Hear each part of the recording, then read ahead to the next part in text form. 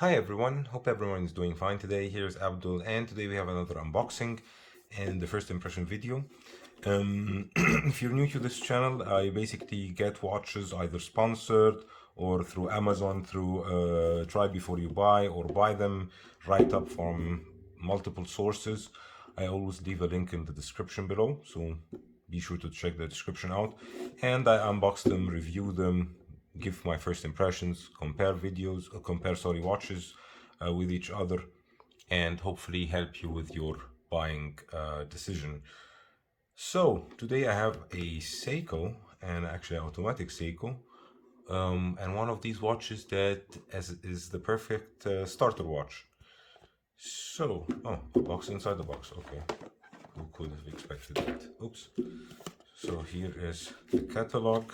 You might have saw the, here is the Seiko card certificate. You might have saw the reference number, which is, onto it, SNKE01K1. So it's around 136 euros on Amazon. Basically, it's like the starter watch. Before that, I think it was around 80 euros. Now with the price increase of Seiko and everything else, definitely it's also more expensive, but still, we'll go through the watch, and in the next couple of weeks or couple of weeks, you will see other watches that in the same range. I'm trying to cover this 150 euros range, the starter range, for people entering the hobby. So the watch is, the caliper. By the way, if you're not subscribed, please do subscribe. It does help the channel, of course. Liking and subscribing always helps the channel to make YouTube recommend for you my content, and for other people, of course. So it's 36.5 millimeters in diameter. Lug to lug is 41. Thickness is around 12 millimeters, and it has a 21 lug width. So I have a 17 centimeter wrist, as you can see here, the Nomos on my wrist. It's 38.5 with around 48 lug to lug. So here we can see the watch on my wrist. Actually fits quite nice, has a bit of Explorer 2 vibes to it. Has a off-center crown at the 4 o'clock position. Has day and date complications, which is rounded by a silver box, which makes it easier to read the date and the day, of course. And it has also the upgraded 7S26, which has a, I think it doesn't have a screw-down crown, but it does have hand winding, right? Yeah, it does have hand winding, and as we can see, let's move the date around. It's very smooth, so it changes around the 12, as you can see, around the 1. Oh, around the 230, yeah. So let's see what kind of, let's maybe get it out of the danger zone. And it has the Seiko 5 under it, as you can see. It has a German day and date function. So we have Sat, so Saturday. Samstag is Saturday in German, and Sunday in red, which is quite nice as well. So today, the bracelet is, as you can expect, a folded bracelet that looks like a oyster, but it's so rattly and so cheap. Definitely, if I'm keeping the watch, I'm taking it off, and I would definitely recommend you to put it something like on a NATO, which I will show you later on. So, as you can see on my wrist, like I said, 17.1 centimeter wrist, and yeah, it does look quite nice. I really dig the watch. The bracelet is definitely a throwaway, but let me pause, get a NATO, show you guys the Lume, and maybe put it on a timegrapher and see how it's performing. I actually spoke too soon about the strap, because what I didn't notice, because as you can see here, you can see the drilled lugs, so I thought, okay, and I don't know if you can see that on camera, but this is actually a part of the case. This is not the bracelet. The bracelet starts from this half link. So when you look at the back side, where you can see also the movement, which I think is a good touch. If it's a starter watch, you should be able to see the movement, the mechanical movement that you are buying with your money as a student or someone who's starting the hobby or switching from quartz watches to an automatic watches.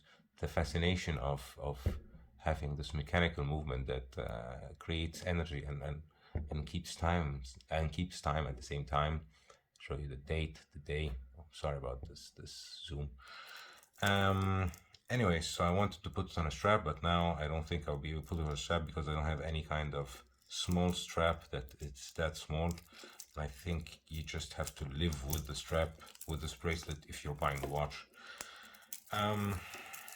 Yeah, to be honest, I don't like the bracelet at all, but like I said, if it's a starter watch, I don't think that you will be too bothered with this stuff. This is just because I don't like these kind of straps, and I usually prefer leather, rubber, or NATO even over metal bracelets.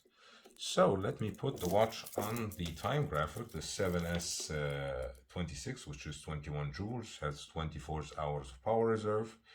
And yeah, like I said, that I mentioned before. So if we look at the numbers, it's actually not quite bad. It started -5, now it's around went to +8, and definitely not bad at all for a Seiko. Amplitude is a bit low, 142. So that means that this watch was maybe produced from a longer time, maybe. And let's check the Lume as well. Here we go. So as we can see, it's working quite well. It will keep the time well enough that you are not so bothered. You have on the indices and on the hands as well. So anyways, to wrap this up, I really like the watch as a starter watch, but if you're annoyed like me about the bracelet, and if you have to know how big is this inner bracelet, let me check, let me remove this. So the watch here, it's 10 millimeters, which is quite small, to be honest. And like I said, my remarks on the watch, I really like the watch design, the 60-minute bezel outside the fixed bezel, the shape, even this quirky move with polishing this part of the case to look like it's a bracelet to save costs and make this folded bracelet. I applaud Seiko for doing this stuff to cut costs, to make the watch cheaper for as an entry price watch. But still, I would rather have maybe they sell rubber options that has these 10 millimeters and then go up to 21. Maybe I would prefer that than this one, but I really like it for a starter watch, and I think it's definitely one of these watches that you can look at if you're starting your watch collecting journey. Anyways, thank you so much for watching, and if you like this kind of content, subscribe, and you might see 2 videos that might interest you, so click on them. Hopefully see you in the next one. Bye bye. This is exactly why I hate these Seiko bracelets, because I'm trying now since a couple of minutes to change the bracelet, or at least to resize it, and it's pretty hard to do it on camera, and I have to maybe wear a loop or something. But as you can see, I'm trying here to take this one out. Maybe I have to get something like this. Maybe this one is better.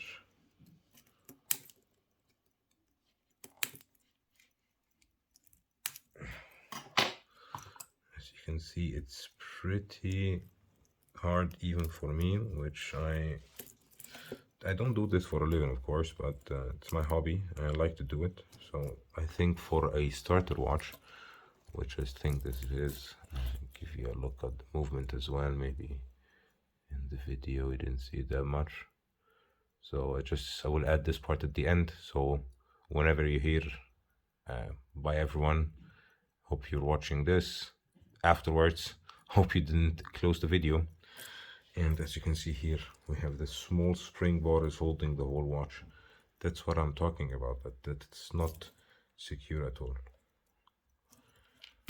So like I said, I've been trying. I will try to complete it, but I don't want to waste your time, so that's why I added at the end.